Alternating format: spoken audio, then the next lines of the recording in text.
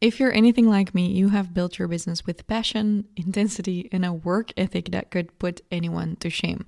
You love what you do, you care so much, and you want to grow.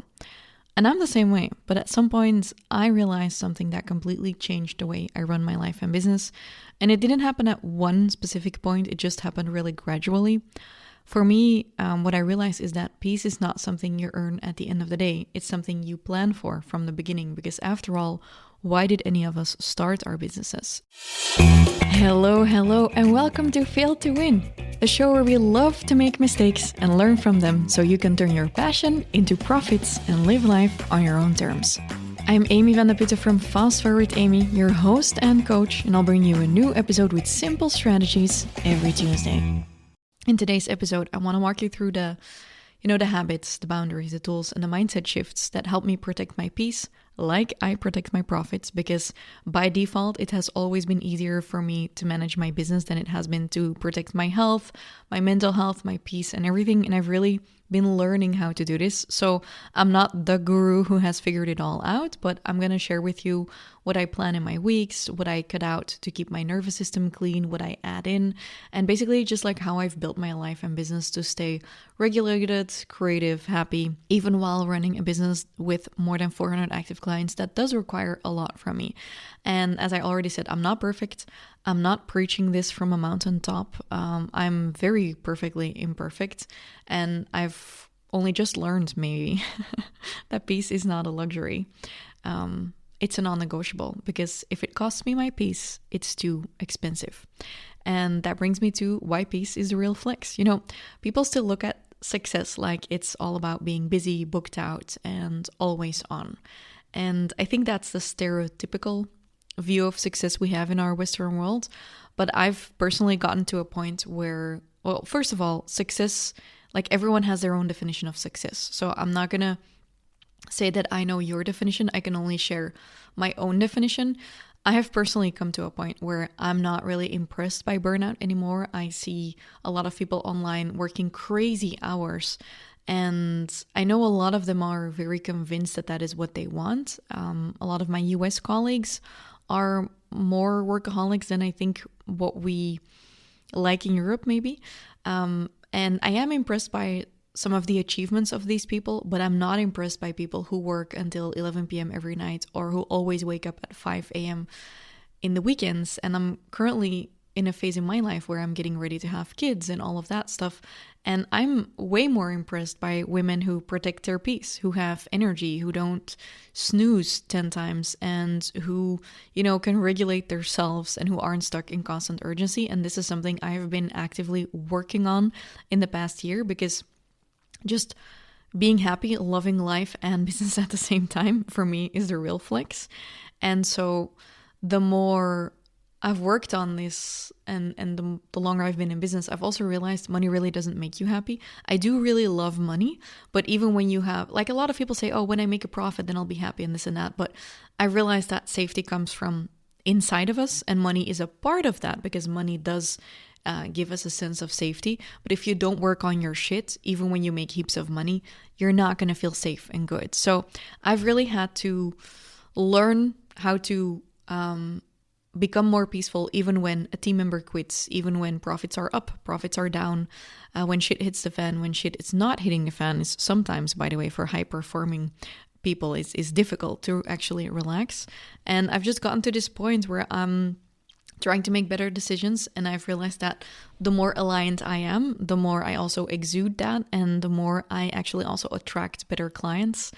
I'm currently in a season of protecting my time, my energy, and really making sure I stay in my power. And that doesn't mean I sometimes don't slip. A couple of weeks ago, I definitely had one of those mornings. I shared this in one of my other episodes, but where I just woke up and I was like, oh shit, there's too much on my to-do list. And then I realized, like, oops, okay, then we got to change stuff, because this is not the way it's supposed to feel. Or when I am really, really struggling with a client and I've given them my all, I've also learned that I should not take that personally. And some of those things would have really tripped me up in the past. And now throughout the years, I've just learned nothing is worth my peace. So maybe taking you into what I'm doing this year to actually make my peace a priority, because as I've said, it's not that I haven't been struggling with it. It's actually that I've been working on it hard. And I know this is so counterintuitive, because online, when you see all of these videos from all of these women, is like, the moment you get the most results is the moment you stop trying so hard and shit. And I get it. I get that it's all about slowing down and regulating your nervous system. But I'm not gonna lie, it took me hard work to actually figure out how I had to work less hard on all the things. So one of the first things I put in my calendar now from this year onwards is not just my workouts, but also my steps. I have realized that the more I sit is usually the more I'm working, the less steps I get. And you might be like, well, that makes sense. It also means that the more steps I get in, the less I'm working. But it's kind of like a cycle, because even when I'm working a lot, or when I'm in a high pressure season, like I'm hosting events and, getting awards or trying to crush certain targets, those are actually the seasons where you have more stress.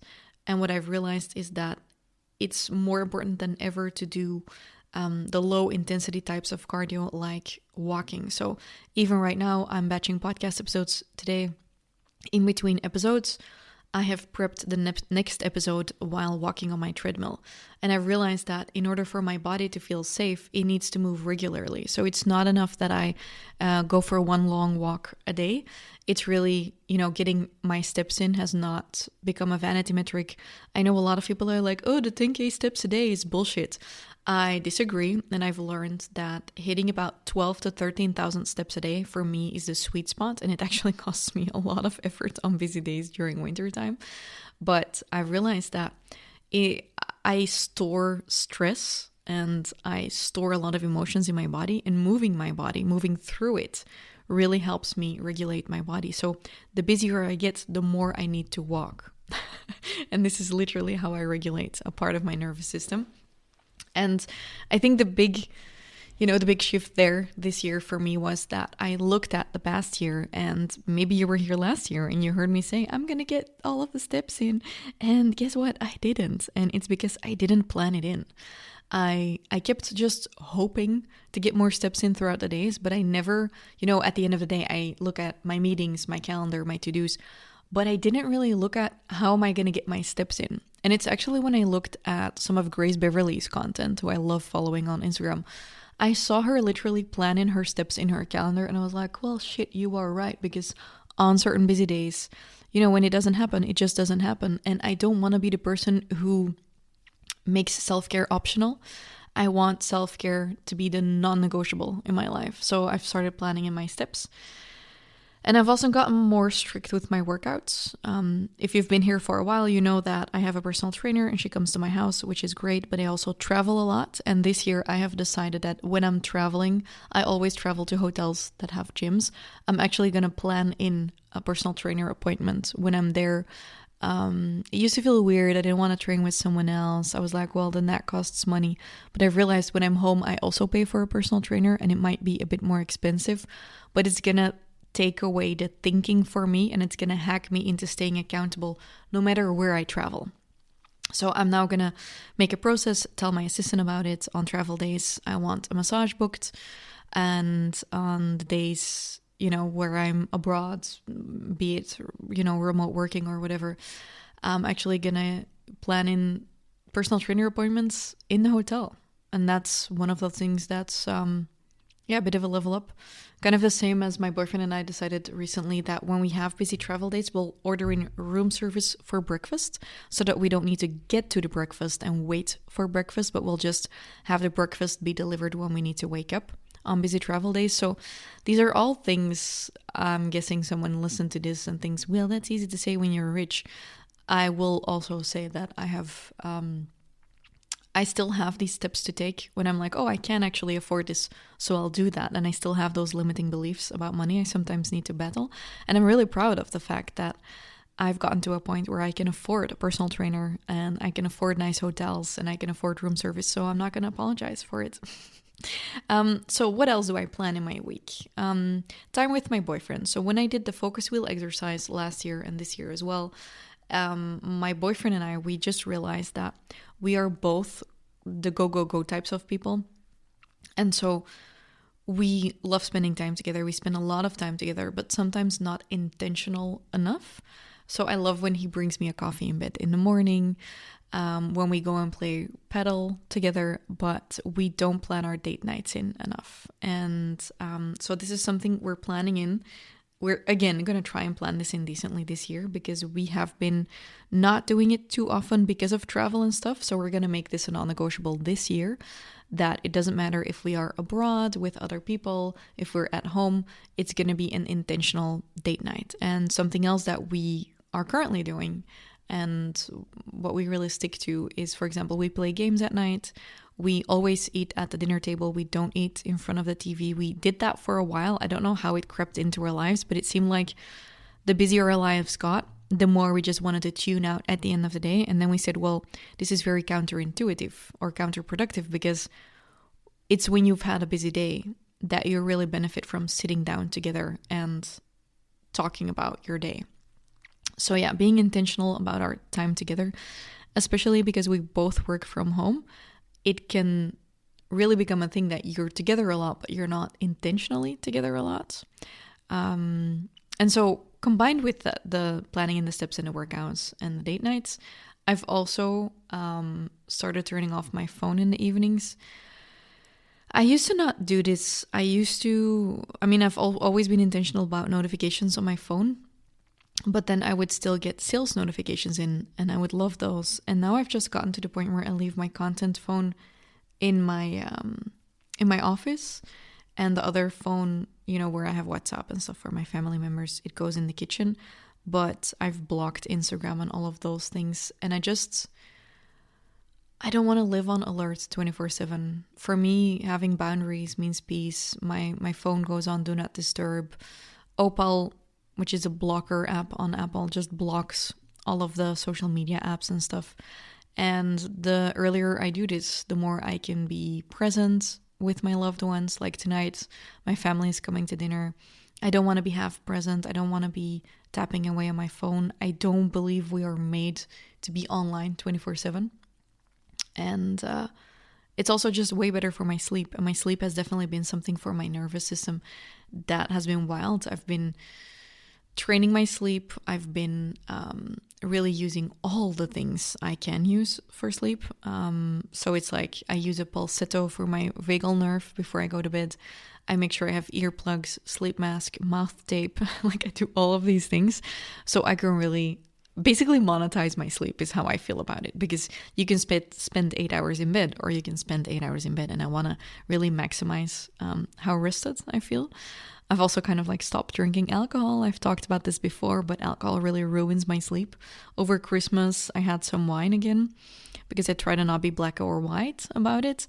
But I just realized again, like, oh, it really doesn't serve me and it really ruins my sleep and it's just not worth it for me. And then, so all of these things, I plan them into my calendar and I make these non-negotiables with my partner, with my family. And one of the things we're really trying to get better at this year is eating earlier. As I said, when life gets busy and business gets busy, we, both of us, because we don't have kids, we have the luxury to eat later in the day, but then sometimes that turns into us eating at like 8:30, which is way too late. So that's one of my conscious practices, is that I want to make sure we basically are done eating by 7. I know this is late for some people, for us it's early. And then I think the biggest change that I've made in the past year that I will continue this year is conscious recharging time. So like reading, not feeling guilty about it. I've realized sometimes I just need a day on the couch reading, taking a bath, cuddles. I've read a lot of research that your partner actually can be massive for your nervous system. I've recently learned, and this is because my sister-in-law is pregnant, so I'm not pregnant, by the way. But I saw something about when a woman gives birth and her partner stays with her overnight, it decreases the risk of her getting a postpartum depression by 35%. I didn't check the stat, but I do believe it, that when you have a partner who regulates your nervous system with you, it's just very beneficial. And I'm not too proud to admit that I use Jonathan for that a lot. So I'm trying to lean into my softness more on purpose. And And it's been helping. And it also ties into, letting go and leaning back so someone else can lean in. I'm doing all of those things. I think the overarching thing for me is that, so what I realized this year or the past year is that there will always be more work, but there will not be more life. Because life ends at a certain point. And that terrifies me. So I'm doing more life. So what am I cutting out to protect my peace? This is the next part. This is where it gets a little bit more spicy. One is no toxic people. I don't want any drama, gossip, or emotional drainers in my life. My peace is worth more than anyone else's approval or shitstorm. I just don't want any drama people in my life. And that even goes as far as I have built in a bigger filter with clients. I just don't want to work anymore with people who have zero self-awareness and let their drama into my space. I've let go of some other toxic people in my life in the last 2 years, and it feels really great because my life is a lot better without all of that toxic shit. So what does that mean for me? That I also need to make sure I never gossip about someone or say things I wouldn't say to people's faces. I generally don't do this, but it's always a conscious effort to just stay really mindful of not getting sucked into negativity, I think. Be that in your team, with clients, with friends, just no negativity. It's just my thing. What I'm also cutting out, I think I already said it, but like Slack messages at midnight, shit like that. I never did that, but I think just the always on environment we've built is something that has bled through our lives. So my team and I, we don't do WhatsApp, we do Slack or Voxer, but this year I'm even just cutting out Voxer. We're just centralizing everything either in our business club for clients or Slack for my team. I think the general thing here is nothing is as urgent as you think it is. And so when it's not urgent, I'll just upload it to Slack without having to be in there. And with my team, I'll give someone a call when something is urgent. And other than that, nothing is urgent. And that kind of like ties into the next thing, is just trying to be available 24/7. I used to feel so much guilt around friends and family not being available, or just like have this hyper vigilance vibe, where you just want to always be there for people. But I think we live such on lives and we lead these businesses that we forget that if you just don't recharge and you don't get that time to yourself, you're just never going to have a full battery. So I think I've noticed that when I don't feel like replying to people's WhatsApps or to my friends, or I don't think about my friends, it usually means I'm too wired. And when I take more conscious time off, I actually want to reach out to them, to just like trust that process. So yeah, I think just being accessible all the time is not leadership. It's basically hypervigilance, and I'm stopping that, or I'm just not doing it anymore. And then the last one, what I'm cutting out is actually, it's gonna seem really weird, but I used to love creating content, and I still do. I love creating these podcasts and going in depth, and I love, trends and seeing how we can optimize reach and all of that. But I just don't love consuming 24/7. So I've started using the Opal app to block my socials during the weekends, during evenings, mornings. And more than that, I really kicked up my phone hygiene. And I've just realized that when I scroll, it doesn't make me happier. It makes me compare myself. It's just not a good use of your time. So I either read or I spend time with my loved ones. And I've just started reclaiming my time. And it also does mean I feel a little less like sharing. So I'm just using my content systems to put content out there. Does it mean, I'm wondering, what does that mean for my personal brand? How personal do I want to go? I think I trust my nervous system that when I have more space again, in that white space, I'll want to do more storytelling. But for the time being, I'm really grateful of my systems that I can get content out without actually having to be online, which is just, I love it. Which brings me to the next part of this podcast. What am I building to protect my peace? The first thing, or the things that support me on a deeper level, is my systems and delegation. So I batch my content ahead of time. My team handles publishing. I don't want to be in that, what do I need to post today? energy anymore. If I want to post something, I can create from white space, but it feels really great that I don't have to do it because I have systems and flows and processes that support it. Same with my launches. I don't really launch or go from panic to panic anymore or set really wild targets. We just move. We continue to move. I believe, success loves speed. It loves momentum. Objects in motion stay in motion.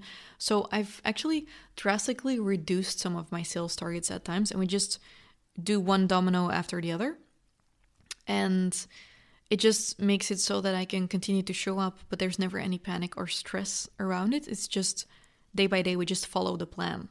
And we make sure that the plan aligns with my life. So I have this planner where I basically just make sure that I plan my life first. I plan rallies, I plan vacations and everything. And then only after I have, I've done all of that, do I then add in my launches. I don't have a peak of a launch on a Sunday anymore because then I don't have my time off. I won't do it at weird times. I won't do it on my birthday. I'll do it before or after my birthday. I'll just make sure that I'm managing my energy around it and be really realistic. And I used to hate that word, but now I like it.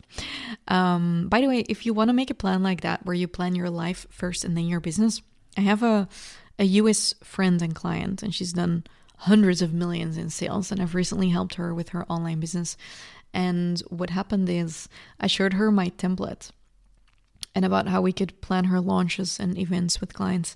And she said, and I was blown away that she said that. She said, wow, this is the first time I've seen in such a clear way how I can plan my life first and only then can I build my business in. And this is my digital planner. I've made it for this year and I'll continue to do that every year. So if you're currently listening to it, I'll include the link in the description of the bio. At the year of recording, it's now 2026. So if you message me 2026 planner, all one word, so 2026 planner, all one word on Instagram, you can just message me 2026 planner.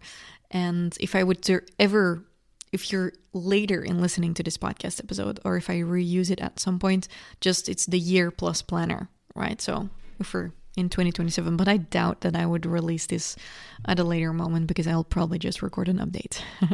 But so I'll link it in the description below, or message me 2026 planner on Instagram. Another thing I'm building to protect my peace is a very accountable team culture. When someone drops the ball, we talk about it. I don't take the ball for them. I don't do the touchdown. I expect my team to do the touchdown.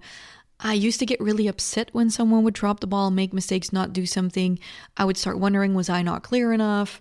I would get bothered about it. But then you get into drama land. Now I'm just like, well, someone is dropping a ball. They're not taking ownership. Is it because there's like a lack of clarity? Do they not have the capacity? Like, what's happening? I'll ask them and then I'll give the ball back. And I know for sure I will not be doing all of the touchdowns and all of the balls. And if I compare that to 5 years ago, it's such a big difference. I would be the person who would fix shit in the weekends, get upset about it, working too much. And now I'm just really clear, like, we know what needs to happen. And we also know I'm not the person doing it. And that feels really good. So, yeah. And then focus planning, I think, is the last thing I'm really building in to protect my peace. Every 3 months, I sit down to look at all of my health stuff. When I have all of these events and travel and time zones, it's just really important. I look at all of this, and every week I plan my week. I plan in the life and health stuff first. The business stuff will get planned in anyways. And we've planned our entire year for courses and coaching. I've planned all of my time slots for coaching calls. It's just been huge. So it gives me a lot of peace of mind that we've planned well. I think in the past I thought strict planning would reduce my freedom, and now I've realized that a plan actually gives you freedom because you get so much white space back, and you can always change a plan, but working with no plan is just a lot harder. Maybe bonus, by the way. So first and foremost, don't forget to grab that planner because you'll love it, and I've included a little tutorial in how you can use the sheet, and maybe a couple of bonus tips. There's a couple of tools I use to keep my peace on point. One is my treadmill desk. So in between episodes, I stand on a treadmill desk. I do a lot of calls on my treadmill desk. I have an Oura ring, and I know a lot of people talk shit about it, but I will say it has changed my life. It has changed my sleep, my recovery. I now know when I get to push, when I get to pull back, what stats I need to focus on. For someone numbers oriented like me, it works really well. I also have a Pulsetto, which is a nervous system tool. I use it for vagal nerve stimulation. It's basically teaching my body to get out of fight or flight. Yeah, I really love using it. You should look it up. I think the software is a bit weird. I don't have an affiliate link. I just put it on at night when I'm reading and I like it. And then a couple of other things is just what I've been doing consistently is I have a silk sleeping mask. I noticed that when I use a sleeping mask and mouth tape and earplugs, my deep sleep increases. The earlier I stop working, the earlier I eat so I can digest my food. The more deep sleep I have, the better I sleep. So I look at all of these stats in my aura and I just adjust accordingly. And I don't take any of those things for granted. And I think I definitely still work hard and I have a lot of dreams I want to accomplish. I've just also realized that you cannot work as hard or go as hard as I have been going these past 10 years without also prioritizing your health and your peace as much. So it's become a non-negotiable. At night, I don't think, what else can I do? It's how can I get ready for sleep? It's just, sleep and self-care are not a reward. They're actually like the basics on which other stuff gets built. So I hope this episode gives you some insights into how I'm protecting my peace, like I protect my profits. And these are not just because I want to feel good, but also because I want to be a better business owner, show up as a leader, be a better partner. And yeah, if any of this resonated and you also want to level up, I have a couple of coaching programs that might be really good for you. I actually have one that I'm focusing on in the upcoming weeks that is coming out. Let me check when this episode will come out. Oh, actually really fun. I'm hosting a challenge this month and I'm hosting a Get Rich challenge. That means if you want to get rich, come and follow along live with me. I am going to show you the exact, like a 4-day process into how you can get the richest you've ever been. And I'm not just talking money, but also, peace, time, love, health this year. All you have to do is message me Get Rich, all one word, or go to the description. In the link in the description of this episode, you can sign up. Don't forget to confirm. Or as I said, just message me Get Rich on Instagram at FastForwardAmy. And I would love to have you there for the Get Rich challenge. Okay? Talk to you next week and hope to see you in the Get Rich challenge. Bye.